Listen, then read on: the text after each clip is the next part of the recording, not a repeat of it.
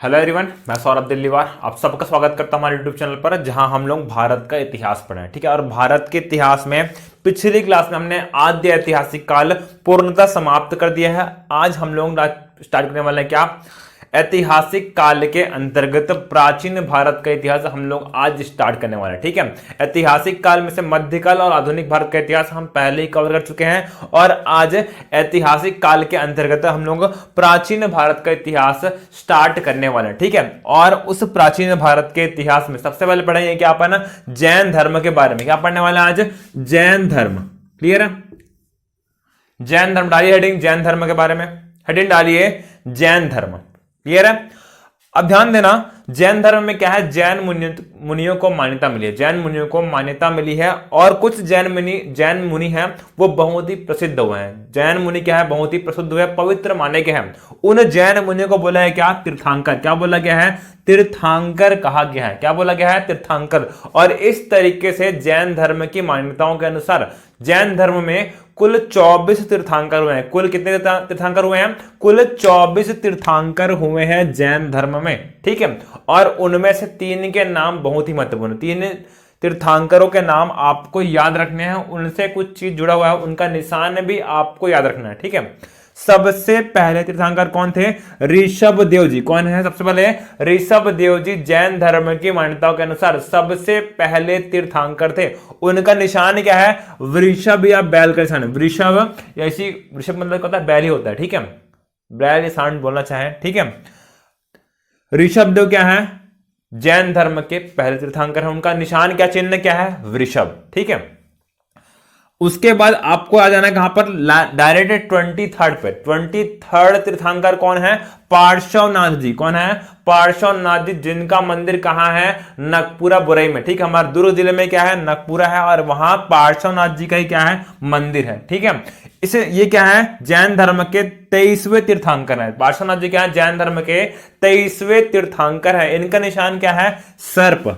निशान क्या है इनका, सर्प। 24वें एवं अंतिम तीर्थंकर कौन है, महावीर स्वामी जी। कौन है, महावीर स्वामी जी, और इनका निशान क्या है, सिंह। निशान क्या है इनका, सिंह। ध्यान देना, जैन धर्म के 24वें तीर्थंकर महावीर स्वामी जी को क्या माना गया है, जैन धर्म का संस्थापक माना गया है। फिर से बोल रहा हूं मैं, जैन धर्म के 24वें तीर्थंकर महावीर स्वामी जी को ही जैन धर्म का संस्थापक माना जाता है। ठीक है, जब संस्थापक हैं तब इनके बारे में पढ़ना आवश्यक है। महावीर स्वामी जी के जीवन परिचय के बारे में देखते हैं, जानने का प्रयास करते हैं कि कौन कौन सी घटनाएं हैं जो महत्वपूर्ण है। ठीक है, डालिए हेडिंग महावीर स्वामी, डालिए हेडिंग महावीर स्वामी जी।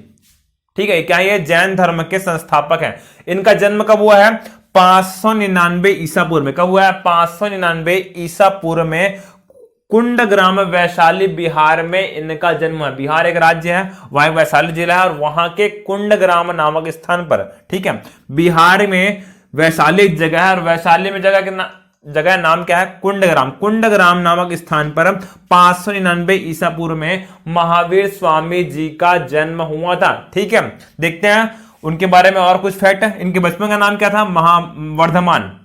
ठीक है, बचपन का नाम क्या है इनका, वर्धमान। इनके माता जी का नाम क्या है, त्रिशला देवी।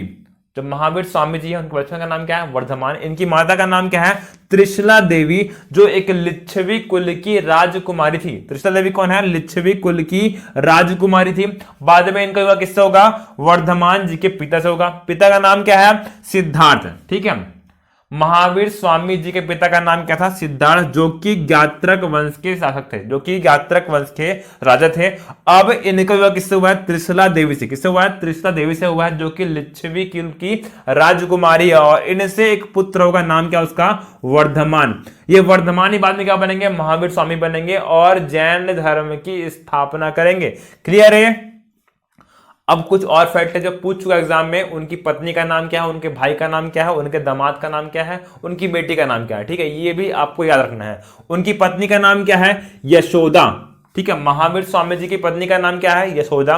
पुत्री का नाम क्या है, अनोज्या या फिर प्रियदर्शी। ठीक है, उन्हीं का नाम क्या है, प्रियदर्शी या फिर अनोज्या क्या है, महावीर स्वामी की पुत्री का नाम है। ठीक है, दामाद का नाम क्या है, जामाली। सबसे महत्वपूर्ण क्वेश्चन क्या है कि महावीर स्वामी जी के दामाद का नाम क्या है, जमाली, कई बार क्वेश्चन पूछ चुका है कि जमाली कौन थे, महावीर स्वामी के दामाद जी थे, महावीर स्वामी के दामाद कौन है, जमाली, और बाद में यही क्या बनेंगे, महावीर स्वामी के प्रथम शिष्य बनेंगे। जो दामाद है जमाली जी हैं वो क्या बनेंगे, महावीर स्वामी जी के प्रथम शिष्य बनेंगे। इसी कारण ये नाम बहुत ही महत्वपूर्ण है। ठीक है, उनके भाई का नाम क्या है, नंदीवर्धन, भाई का नाम क्या है, नंदीवर्धन। अब जब शासन खुद नहीं कर रहे हैं, लेकिन जिज्ञासावश क्या होगा, कोई दिन महावीर स्वामी जी 30 वर्ष की आयु में गृह त्याग कर देंगे। ठीक है, जिज्ञासावश महावीर स्वामी ने 30 वर्ष की आयु में क्या किया है, गृह त्याग किया है। ठीक है, 12 वर्ष तक भटकने के पश्चात, 12 वर्ष तक ज्ञान की तलाश में भटकने के पश्चात 42 वर्ष की आयु में, ठीक है, 42 वर्ष की आयु में जृंबिक ग्राम में, ठीक है, 30 वर्ष की आयु में घर छोड़ते और 12 वर्ष तक ज्ञान की तलाश में भटकते रहेंगे। फिर 12 साल के पश्चात 42 वर्ष के हो गए वो, और 42 वर्ष की आयु में, ठीक है, एक जगह है, जगह का नाम क्या है, जृंबिक। जृंबिक क्या है, एक गांव का नाम है। जृंबिक क्या है, एक गांव का नाम है। वहां पर एक नदी बहती, नदी का नाम क्या है, ऋजुपालिका नदी। नदी का नाम क्या है, ऋजुपालिका नदी। वहां के तट पर एक साल वृक्ष के नीचे महावीर स्वामी जी को ज्ञान की प्राप्ति हुई है। ठीक है, मैं अलग कर यूज किया हूं क्योंकि यहां से क्वेश्चन पूछ चुका है। ठीक है, गांव का नाम क्या है, जृंबिक गांव। नदी कौन सी है, ऋजुपालिका नदी। कौन सा वृक्ष है, साल वृक्ष के नीचे महावीर स्वामी जी को क्या मिला है, ज्ञान की प्राप्ति हुई है।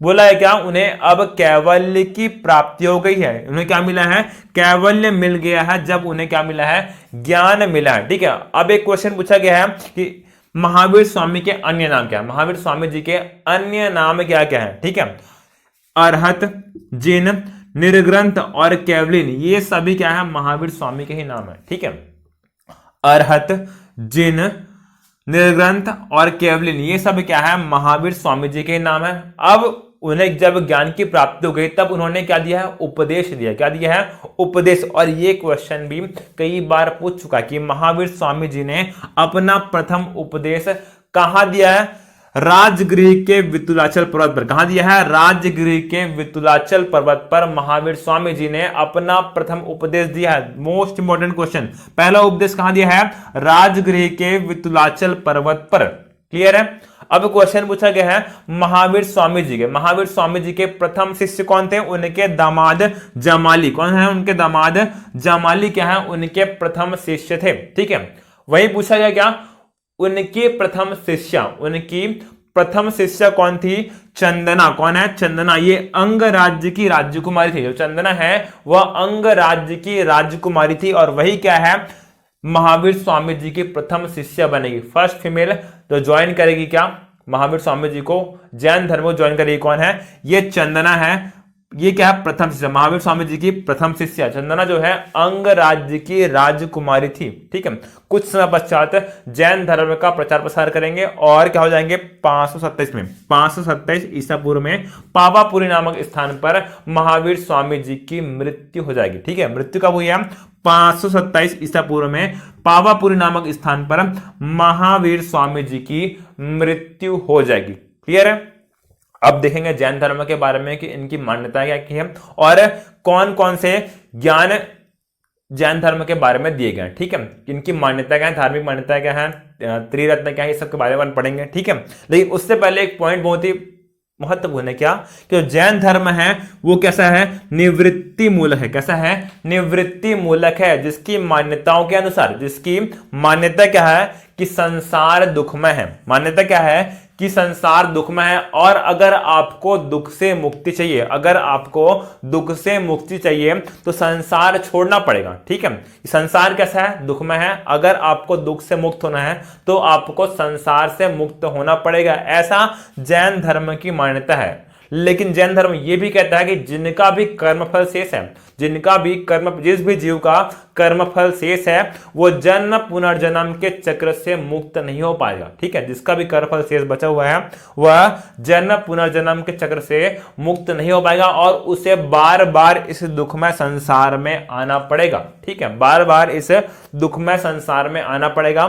तो अगर आपको इस संसार से मुक्त होना है, मतलब दुख से मुक्त होना है, तो जो आपका जो कर्म फल है वो पूर्ण होना चाहिए, ऐसा मानता है कौन? जैन धर्म। ठीक है, देखते हैं आगे उनकी शिक्षाओं के बारे में, जैन धर्म के 3 रत्नों के बारे में। ठीक है, देखते हैं।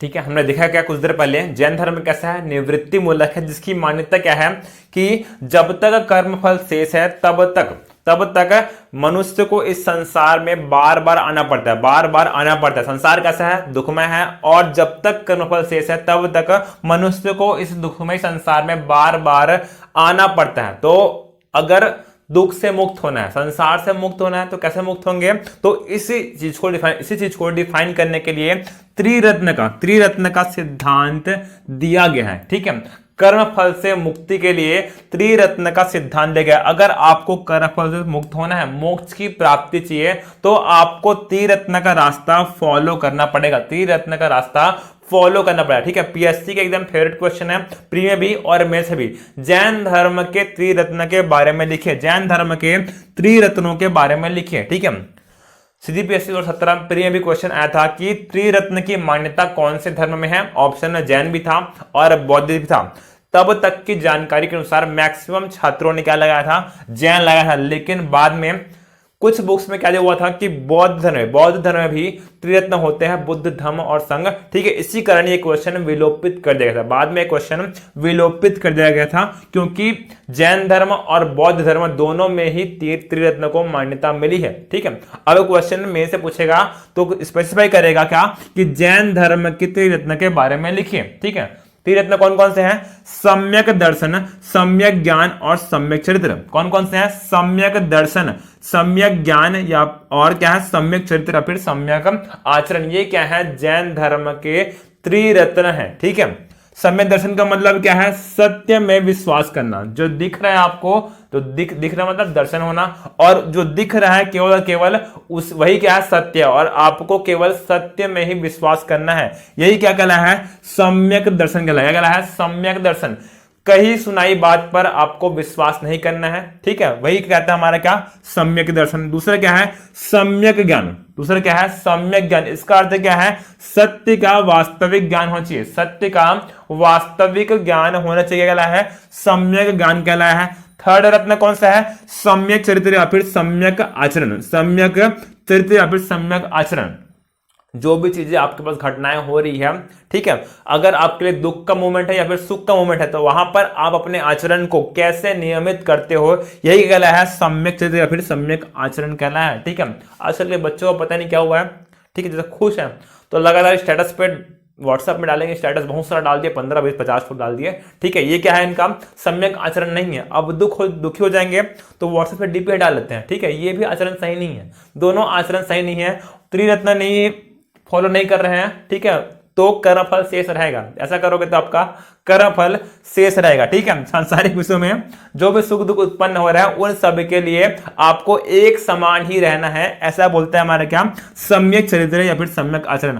आपको सेम समभाव होना चाहिए, समभाव होना चाहिए, दुख के लिए भी और सुख के लिए भी, जो भी आपके आसपास घटनाएं हो रही है। ठीक है, सुख हो रहा है तो भी और दुख हो रहा तो भी आपका जो आचरण है वह नियमित होना चाहिए। ठीक है, वहां पर ज्यादा बोलना चाहिए, वेरिएशन नहीं आना चाहिए। दुखी है तो भयंकर दुखी हो गए, सुखी है तो भयंकर बैंड मजा लेके निकल गए, ऐसा नहीं होना चाहिए। ठीक है, यही हमारा क्या है?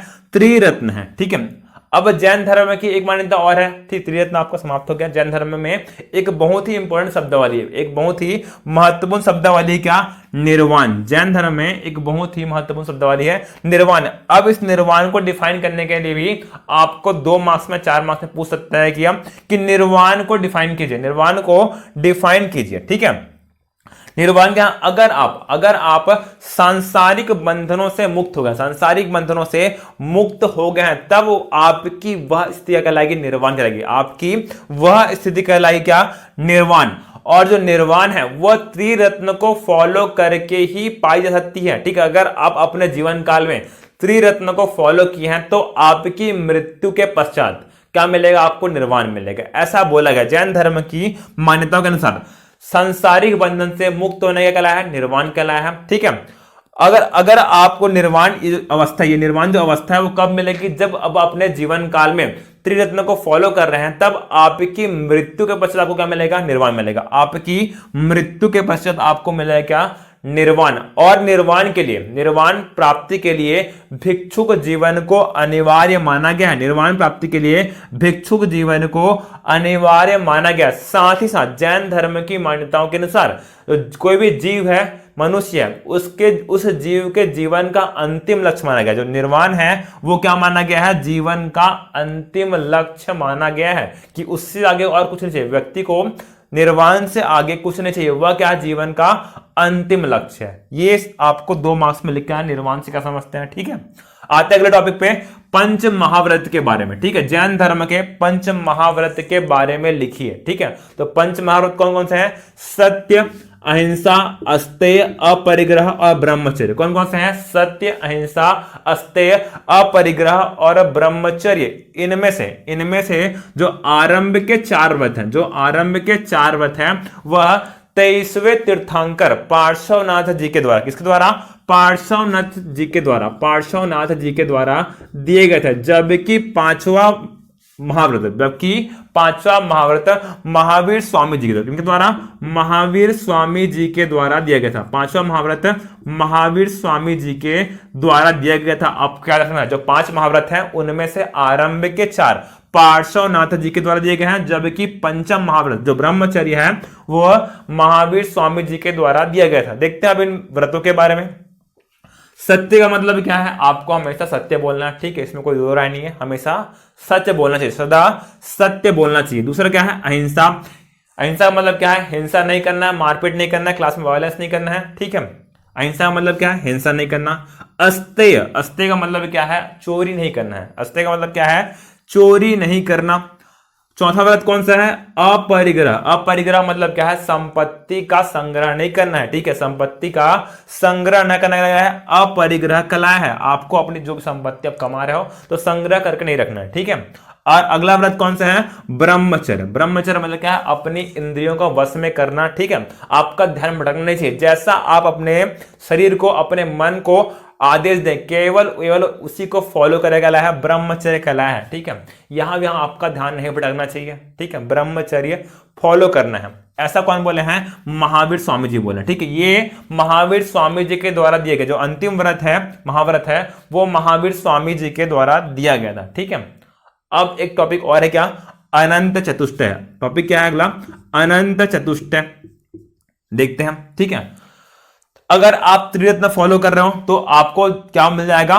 क्या मिल जाएगा? निर्वाण। क्या मिल जाएगा? निर्वाण मिल जाएगा। आपके मृत्यु के बाद क्या मिल जाएगा? निर्वाण मिल जाएगा। आपका कर्मफल समाप्त हो जाएगा। आपका कर्मफल समाप्त हो जाएगा। आपको मोक्ष की प्राप्ति हो जाएगी। ठीक है, आपको मोक्ष की प्राप्ति हो जाएगी, निर्वाण की प्राप्ति हो जाएगी। जब व्यक्ति को मोक्ष की प्राप्ति होती है, तब वह अनंत ज्ञान, अनंत दर्शन, अनंत वीर्य और अनंत सुख का स्वामी हो जाता है। ठीक है, फिर से बोल रहा हूं मैं, क्या? जब आप त्रिरत्न फॉलो कर रहे हैं तो आपका क्या होगा? कर्म फल समाप्त हो गया। कर्म फल समाप्त हो गया, आपको निर्वाण मिल गया है। मतलब क्या है? अब आप इस दुखमय संसार में वापस नहीं आओगे। आपका जो जन्म पुनर्जन्म चक्र है वह अब आपका समाप्त हो गया है, आपको मोक्ष मिल गया है। अब वापस से संसार में नहीं आओगे। ठीक है, जब इस कंडीशन को अचीव कर लिया है, व्यक्ति इस कंडीशन को अचीव कर चुका है, तब वह अनंत ज्ञान, अनंत दर्शन, अनंत वीर्य और अनंत सुख का स्वामी हो जाता है। किसका? अनंत ज्ञान, अनंत दर्शन, अनंत वीर्य और अनंत सुख का स्वामी हो जाता है। और इन चारों को ही बोला है क्या? अनंत चतुष्टय। क्या बोला गया है? अनंत चतुष्टय कहा गया है। ठीक है, इन चारों क्या बोला गया है? अनंत चतुष्टय। ठीक है,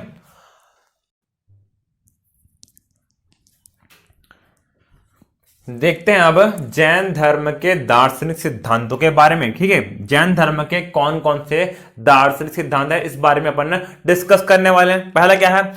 जैन धर्म कैसा है? अनिश्वरवादी। कैसा है? अनिश्वरवादी मतलब क्या है? ईश्वर पर विश्वास नहीं करता। जैन धर्म किसी भी ईश्वर पर विश्वास नहीं करता है। कैसा है वह? अनिश्वरवादी। दूसरा क्या है?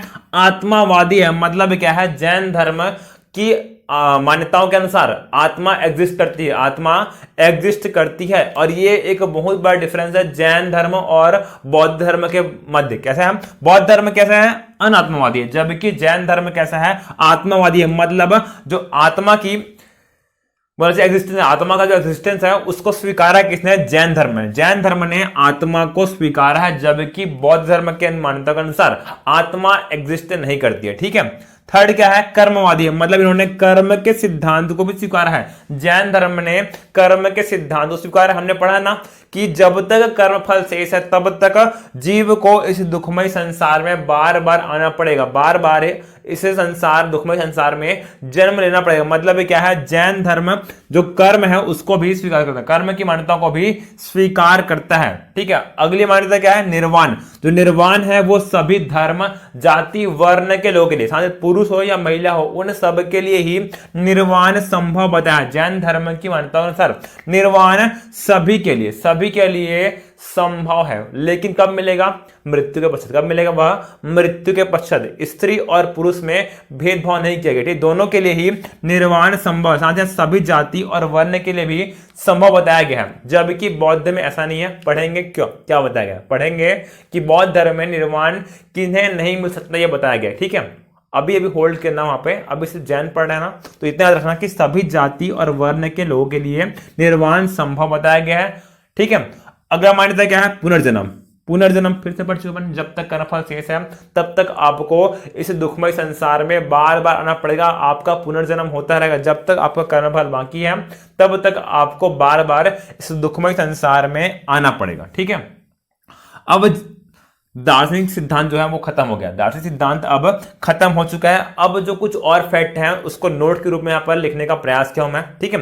जैन धर्म की मान्यताओं के अनुसार, जैन धर्म की मान्यताओं के अनुसार संसार है उसका निर्माण 6 चीजों से हुआ है। संसार का जो निर्माण है 6 वस्तुओं से या 6 द्रव्यों से हुआ है। जैन धर्म की मान्यताओं के अनुसार संसार है उसका निर्माण 6 द्रव्यों से हुआ है। कौन कौन से है वो? जीव, पुद्गल, धर्म, अधर्म, आकाश और काल। ठीक है। फिर से बोल रहा हूं मैं, संसार का निर्माण 6 द्रव्यों से हुआ है। जीव, पुद्गल, धर्म, अधर्म, आकाश और काल। ठीक है। बाकी समझ गए हम। पुद्गल का मतलब क्या होता है? भौतिक वस्तु। पुद्गल का मतलब क्या है? भौतिक वस्तु है। मैं उम्मीद करता हूं कि बाकी सब का मीनिंग आपको समझ में आएगा। जीव का मतलब धर्म, अधर्म, आकाश और काल का मतलब आपको पता होगा। पुद्गल का मतलब क्या है? भौतिक वस्तु है। ठीक है। नोट नंबर 2 देखते हैं। अच्छा, जैन साहित्य को बोला गया क्या? आगम साहित्य। जैन साहित्य को क्या बोला गया है? आगम साहित्य बोला गया है। वहीं बौद्ध साहित्य को क्या बोलते हैं? पिटक साहित्य। क्या बोलते हैं? पिटक साहित्य बोलते हैं। दोनों में डिफरेंस याद रखना। ठीक है। जैन साहित्य को हम लोग क्या बोलते हैं? आगम साहित्य। वहीं बौद्ध साहित्य को क्या बोला गया है? पिटक साहित्य बोला गया है। ठीक है। अगला चीज आपका करना क्या? कल्पसूत्र। कल्पसूत्र क्या है? यह भद्रबाहु जी के द्वारा इसकी रचना की गई है, जिसमें तीर्थंकरों के जीवन का वर्णन किया गया है, जीवन चरित्र का वर्णन किया गया है। ठीक है। कल्पसूत्र रचना किसकी है? भद्रबाहु जी की रचना किया कल्पसूत्र, जिसमें तीर्थंकरों का जीवन चरित्र बताया गया है। ठीक है। वैसी रचना क्या है? भगवती सूत्र। रचना क्या है? भगवती सूत्र। इस भगवती सूत्र में महावीर स्वामी जी के जीवन पर प्रकाश डाला गया है। महावीर स्वामी जी के जीवन पर प्रकाश डाला गया, साथ ही साथ 16 महाजनपदों का भी उल्लेख किया गया। 16 महाजनपदों का भी उल्लेख किया गया। ठीक है। पढ़ेंगे अपन महाजनपद काल, उसमें मैं डिटेल बताऊंगा कौन कौन से महाजनपद थे और किनका उल्लेख किया गया। ठीक है। इस भगवती सूत्र में ही 16 महाजनपदों का उल्लेख है, साथ ही साथ महावीर स्वामी जी के जीवन पर भी प्रकाश डाला गया है। ठीक है। अब देखते हैं जैन संगीतियां या परिषद के बारे में। ठीक है। जैन संगीतियां या परिषद, डालिए हेडिंग जैन संगीतियां या परिषद। ठीक है। अब ये क्या होता है? किसी भी धर्म में अगर परंपराएं जो है वो बिखर गई है, परंपरा जो बिखर गई है, तो उन परंपराओं को समेटने के लिए एक बैठक बुलाई गई, एक बैठक या परिषद बुलाई जाती है, जहां परंपराओं को समेटने का प्रयास किया जाता है। ठीक है। सब आपस में बैठकर उन परंपराओं को समेटने का प्रयास करते हैं, उसी को हम लोग क्या बोलते हैं? संगीति या परिषद कहते हैं। जब भी परंपराएं फैल गई हैं, ठीक है, तब उन परंपराओं को समेटने का प्रयास एक परिषद के द्वारा, संगीति के द्वारा किया गया है। और इसी तरीके से जैन धर्म भी 2 संगीतियों का आयोजन किया गया है। 2 संगीतियों का आयोजन किया गया है। आपको याद रखना है कहां हुआ है और कब हुआ है। ठीक है। कहां हुआ है और कब हुआ है ये आपको याद होना चाहिए। ठीक है। पहली जैन संगीति कब हुई है? 300 ईसा पूर्व में। कब हुई है? 300 ईसा पूर्व में हुई है। जबकि दूसरी जैन संगीति कब हुई है? 512 ईस्वी। ठीक है, दोनों में डिफरेंस, बहुत डिफरेंस है। 312 ईसा पूर्व और 512 ईस्वी। ठीक है, दोनों में बहुत ज्यादा डिफरेंस है। जो पहली जैन संगीति हुई कब हुई है? 300 ईसा पूर्व में। कहां हुई है? पाटलिपुत्र में। कहां हुई है? पाटलिपुत्र अर्थात वर्तमान पटना में। ठीक है, पाटलिपुत्र अर्थात वर्तमान पटना में चंद्रगुप्त मौर्य जी के समय क्या हुई है? प्रथम संगीति का आयोजन किया गया। जैन धर्म की प्रथम संगीति का आयोजन चंद्रगुप्त मौर्य जी के समय पाटलिपुत्र अर्थात वर्तमान पटना में किया गया था। पटना कहां है? बिहार में है। ठीक है, सबको याद होना चाहिए। अध्यक्ष कौन थे? प्रथम जैन संगीति के अध्यक्ष कौन थे? स्थूलभद्र जी। कौन है? स्थूलभद्र जी। ठीक है, जबकि द्वितीय जैन संगीति का आयोजन कब हुआ है? 512 ईस्वी में। कहां हुआ था? वल्लभी में। वल्लभी कहां है? वर्तमान गुजरात में। वल्लभी कहां है? वर्तमान गुजरात में। और सेकंड जैन संगीति के अध्यक्ष कौन थे? देवर्षि क्षमा श्रमण। कौन है? देवर्षि क्षमा श्रमण क्या है? द्वितीय जैन संगीति के अध्यक्ष थे। क्लियर है? अब ध्यान देना, अभी क्या होने वाला, हम पढ़ेंगे श्वेतांबर और दिगंबर के बारे में। ठीक है, जैन धर्म जो है उसका विभाजन होने वाला है, वह श्वेतांबर और दिगंबर दो पार्ट में बढ़ गया है। ठीक है, बात कब की है? ये 300 ईसा पूर्व के पहले की बात है। 300 ईसा पूर्व के जस्ट पहले की बात है। क्या हो रहा है इसमें? मगध में 12 वर्षों का भीषण अकाल पड़ा है। मगध में 12 वर्षों का भीषण अकाल पड़ गया है। जब अकाल पड़ गया है तब भद्रबाहु जी के, ठीक है, किनके नेतृत्व में? भद्रबाहु जी के नेतृत्व में कुछ जैन जो है कहां चले गए हैं? कर्नाटक चले गए, क्योंकि मगध में अकाल पड़ा है, इसीलिए भद्रबाहु जी के नेतृत्व में कुछ जैन कहां चले गए हैं? कर्नाटक चले गए हैं। जबकि कुछ लोग स्थूलभद्र के नेतृत्व में कहां रुक गए हैं? मगध में ही रुक गए हैं। ठीक है, बात कब की है? 300 ईसा पूर्व के आसपास की बात है, जब मगध में क्या पड़ा है? 12 वर्षों का भीषण अकाल पड़ा है। तब कुछ जैन जो हैं, तो कुछ जैन मुनि हैं, जैन लोग हैं, वो भद्रबाहु जी के नेतृत्व में कहां चले गए हैं? कर्नाटक चले गए हैं। जबकि कुछ लोग कहां रुक गए हैं? मगध में ही स्थूलभद्र के नेतृत्व में रुक गए हैं। 12 साल बाद भद्रबाहु जी के आएंगे, वापस आएंगे। ठीक है, कुछ साल बाद 300 ईसा पूर्व में, 300 ईसा पूर्व में क्या है? भद्रबाहु जी का है, वापस आए हैं। भद्रबाहु जी कर्नाटक से वापस आए हैं। लेकिन जब वापस आए हैं तब इन दो गुटों के मध्य क्या है? बहुत ज्यादा मतभेद हो गया। दो गुटों के मध्य हो गया है, बहुत ज्यादा मतभेद हो गया है। ठीक है, और इसी मतभेद को भुलाने के लिए जैन संगीति का, प्रथम जैन संगीति का आयोजन किया गया था। लेकिन वहां पर भी विवाद उत्पन्न हो गया, और उस विवाद के परिणाम स्वरूप जो जैन धर्म है वो दो पार्ट में बढ़ गया है। क्या? कौन कौन से? श्वेतांबर और दिगंबर। यह दो पार्ट में अब जैन धर्म डिवाइड हो जाएगा। कौन कौन से हैं? श्वेतांबर और दिगंबर। देखते हैं इनके बारे में, श्वेतांबर और दिगंबर के बारे में।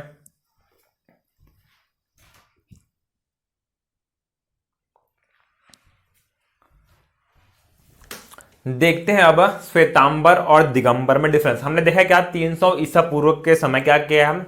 प्रथम जैन संगीति का आयोजन किया गया था, जहां पर क्या हो गया है? विवाद हो गया है। स्थूलभद्र एवं भद्रबाहु, ठीक है, ये क्या है? दो लीडर हैं, और इनके अनुयायियों के मध्य क्या हो गया है? विवाद हो गया है, जिस कारण से जैन धर्म अब दो अलग संप्रदायों में बढ़ गया। कौन कौन से हैं वो? श्वेतांबर और दिगंबर। कौन कौन से हैं? श्वेतांबर और दिगंबर। ठीक है, प्रथम जैन संगीति कब हुई थी? 300 ईसा पूर्व में।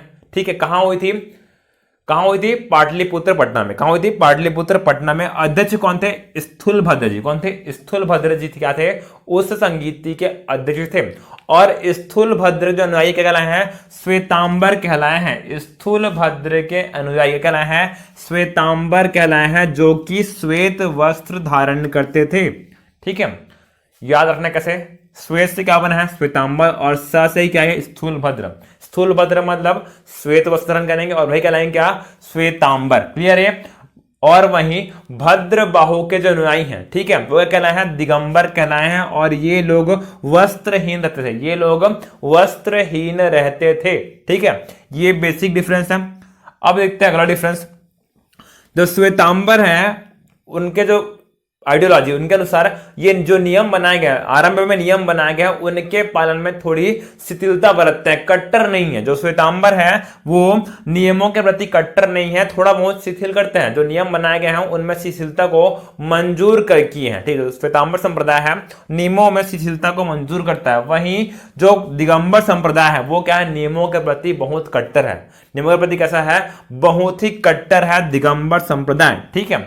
अब जब कट्टर है तो मतलब क्या है, केवल और केवल जो सबसे प्राचीन जैन ग्रंथ है, जो सबसे प्राचीन जैन ग्रंथ है कौन से, 14 पूर्वांग, केवल और केवल उन्हीं में विश्वास करता है। जो भद्रबाहु के अनुयायी कहलाए दिगंबर, और ये केवल और केवल सबसे प्राचीन जैन ग्रंथ 14 पूर्वांगों में ही, पूर्व में ही विश्वास करते हैं, केवल और केवल 14 पूर्व में ही विश्वास करते हैं। जबकि श्वेतांबर ये क्या कहते हैं, 12 अंग सहित सभी जैन आगम साहित्यों में, जो जैन साहित्य बाद में लिखे गए उन पर भी इनका विश्वास है, ठीक है। ऐसा नहीं है कि केवल और केवल जो सबसे प्राचीन ग्रंथ 14 पूर्व है उन पर विश्वास करेंगे, नहीं, ये बाद में जो जैन साहित्य लिखे गए हैं उन पर भी इनका उतना ही विश्वास है, ठीक है।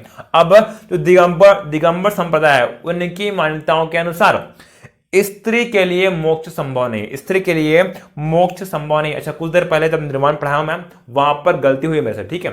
मैं वहां पर बताऊंगा सभी वर्ण के लिए, सभी जाति के लिए और सभी लिंगों के लिए, ठीक है। स्त्री या पुरुष उसके निर्माण संभव है, ऐसा मैं वहां पर बोला था, ठीक है। लेकिन ध्यान देना वहां पे एक लूप होल रह गया है, ठीक है। लूप होल क्या है, दिगंबर संप्रदाय की मान्यताओं के अनुसार, दिगंबर संप्रदाय की मान्यताओं के अनुसार महिलाओं के लिए मोक्ष संभव नहीं है, ठीक है। दिगंबर संप्रदाय की मान्यताओं के अनुसार क्या बोला गया है, स्त्रियों के लिए मोक्ष संभव नहीं है। वहीं जो श्वेतांबर संप्रदाय है, श्वेतांबर संप्रदाय क्या मानता है, स्त्रियों के लिए भी मोक्ष संभव है, ठीक है। ये डिफरेंस आ गया दोनों में, ठीक है। दिगंबर संप्रदाय क्या बोल रहा है कि स्त्रियों के लिए मोक्ष संभव नहीं है, वहीं श्वेतांबर संप्रदाय क्या बोल रहा है कि स्त्रियों के लिए भी मोक्ष संभव है, ठीक है। अगला डिफरेंस क्या है, दिगंबर संप्रदाय के अनुसार महावीर स्वामी जी ने यशोदा से विवाह नहीं किया था, ठीक है। दिगंबर संप्रदाय क्या मानता है कि महावीर स्वामी जी ने यशोदा से विवाह नहीं किया था, जबकि श्वेतांबर संप्रदाय के अनुसार महावीर स्वामी जी ने यशोदा जी से विवाह किया था, ठीक है। जबकि दिगंबर संप्रदाय कहता है क्या कि इनका विवाह नहीं हुआ था, ठीक है। ये डिफरेंस है। अगला डिफरेंस जो बहुत ही महत्वपूर्ण है, क्या, श्वेतांबर संप्रदाय के अनुसार, श्वेतांबर संप्रदाय के अनुसार, ठीक है, कुल कितने तीर्थंकर है टोटल, अभी संप्रदाय मत सुनो यहां पर, कुल जैन धर्म में 24 तीर्थंकर, ठीक है। उनमें से 19वें तीर्थंकर को लेकर श्वेतांबर और दिगंबर मतभेद है, ठीक है। कुल 24 तीर्थंकर है और 19वें तीर्थंकर को लेकर श्वेतांबर और दिगंबर के मध्य क्या है, मतभेद है। अब मतभेद क्या है, श्वेतांबर संप्रदाय के अनुसार जो 19वें तीर्थंकर है वो कौन है, एक महिला है। 19वीं तीर्थंकर कौन है, एक महिला है जिसका नाम क्या है, मल्ल कुमारी। नाम क्या है, मल्ल कुमारी नाम है 19वें तीर्थंकर का। जबकि दिगंबर संप्रदाय के अनुसार 19वें तीर्थंकर कौन है, एक पुरुष है जिनका नाम क्या है, मल्लीनाथ। क्या नाम है, मल्लीनाथ। ऐसा दिगंबर संप्रदाय मानता है, ठीक है। जबकि श्वेतांबर संप्रदाय के अनुसार जो 19 तीर्थंकर है कौन है, एक महिला है, एक स्त्री है, नाम क्या है उसका, मल्ल कुमारी। क्लियर है, खत्म हो गया है जैन धर्म, ठीक है। लेकिन प्री के पॉइंट ऑफ व्यू से कुछ इंपॉर्टेंट फैक्ट जो है वो बचे हुए हैं, ठीक है। जैन धर्म को संरक्षण किन महत्वपूर्ण शासकों ने दिया है, जैन धर्म को संरक्षण किन महत्वपूर्ण शासकों ने दिया है। ट्रिक क्या है, कासू। ट्रिक क्या है, कासू। हालांकि सीधे ले रहा ट्रिक, लेकिन इससे याद रहता है, मुझे तो याद है 3 साल से, ठीक है। ये ट्रिक अगर किसी को हेल्प कर सकते तो बहुत अच्छी बात है, नहीं तो आप अपने मन से कोई भी ट्रिक बना लीजिए, ठीक है। कासू में के फॉर क्या है, खारवेल। के से क्या बना है, खारवेल। ए से अजातशत्रु, ए से क्या है, अमोघवर्ष, सी से चंद्रगुप्त मौर्य और यू से क्या है, उदयन जी, ठीक है। यही याद करना आपको, जैन धर्म को संरक्षण किन महत्वपूर्ण शासकों ने दिया है, खारवेल, अजातशत्रु, अमोघवर्ष, चंद्रगुप्त मौर्य और उदयन जी, ठीक है। इन्होंने जैन धर्म को संरक्षण दिया था। क्लियर है। अब एक क्वेश्चन प्री में पूछ चुका है कि जैन धर्म को संरक्षण देने वाले अंतिम शासक कौन थे। ठीक है, अंतिम शासक कौन थे या फिर अंतिम वंश कौन सा था? ध्यान देना, गुजरात के चालुक्यों ने जैन धर्म को अंतिम संरक्षण दिया है। गुजरात के चालुक्यों ने जैन धर्म को अंतिम संरक्षण दिया था। ठीक है, उसके बाद कभी भी राज्य की संरक्षण जैन धर्म को नहीं मिल पाया। क्लियर है? एक क्वेश्चन और पूछा क्या, ऋग्वेद में कौन से जैन तीर्थंकरों के नामों का उल्लेख है? ऋग्वेद में कौन से जैन तीर्थंकरों के नामों का उल्लेख है? ऋषभदेव और अरिष्टनेमि जी के नामों का उल्लेख किसमें है? ऋग्वेद में है। ठीक है, अब 2 बुक है, उसके बारे में पूछा कि ये बुक किसने लिखी है। ध्यान देना, हेमचंद्र जी की बुक का नाम क्या है? परिशिष्ट पर्व। नाम क्या है? परिशिष्ट पर्व। ये हेमचंद्र जी की बुक है। वहीं जिनसेन के द्वारा आदि पुराण की रचना की गई है। ठीक है, ये आपको याद रखना है। ठीक है, हेमचंद्र जी की रचना क्या है? परिशिष्ट पर्व। वहीं जिनसेन जी की रचना का नाम क्या है? आदि पुराण। क्लियर है?